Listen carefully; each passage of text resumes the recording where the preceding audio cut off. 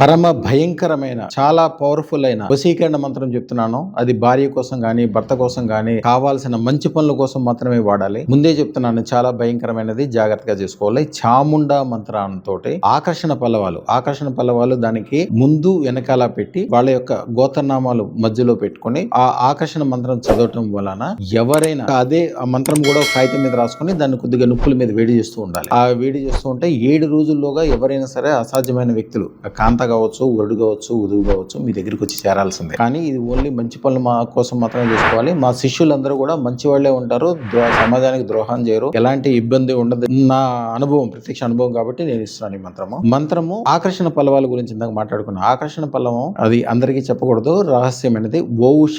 ఓషట్ అనేది పల్లవం. అంటే ఆ మాట ముందు, మంత్రానికి ముందు, అదే మాట మంత్రానికి లాస్ట్ లో చదువుకోవాలి. ఎవరైతే మనకు ఆకర్షణ వాళ్ళ యొక్క పేర్లు కూడా మధ్యలో చెప్పాలి. ఓషట్ హ్రీ